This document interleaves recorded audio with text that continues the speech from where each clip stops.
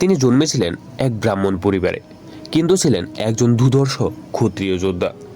এক হাতে কুঠোর আর অন্য হাতে শাস্ত্র, এই দুটোই ছিল তার শক্তির প্রতীক।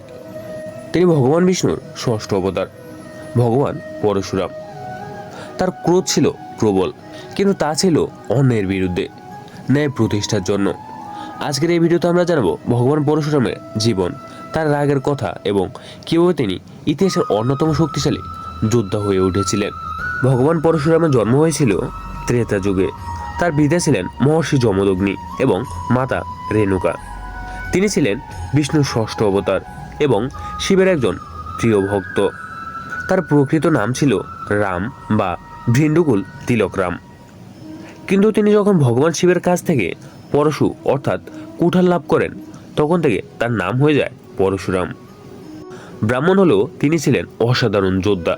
একাই পুরো পৃথিবী থেকে অসুর ও দুর্নীতিগ্রস্ত ক্ষত্রিয়দের 21 বার ধ্বংস করেছিলেন, অমরত্ব লাভ করেছিলেন এবং কলিযুগের শেষ পর্যন্ত জীবিত থাকবেন। ভগবান পরশুরামকে বলা হয় রাগের প্রতীক, কিন্তু তার এই ক্রোধ সর্বদাই অন্যের বিরুদ্ধে ছিল। তার এই রাগ প্রথম প্রকাশ পায় একজন অহংকারী ক্ষত্রিয় রাজার বিরুদ্ধে।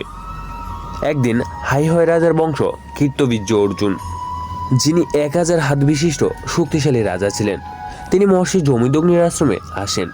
যমদগ্নি মহর্ষি তাকে যথাযোগ্য সম্মান দেন এবং কামধেনু গরুর সাহায্যে রাজাকে খাবার পরিবেশন করেন।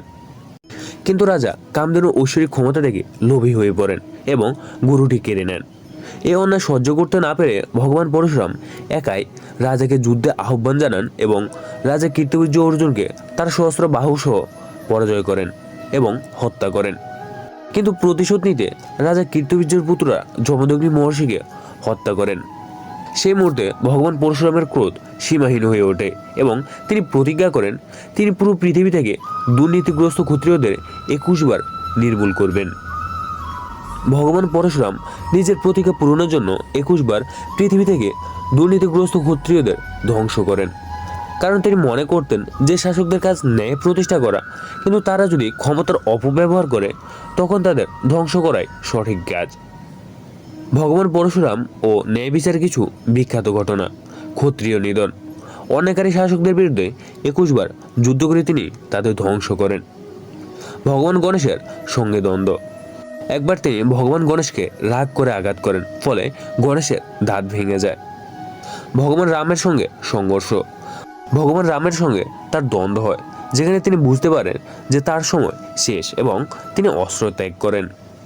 ভগবান পরশুরাম শুধু এক যোদ্ধাই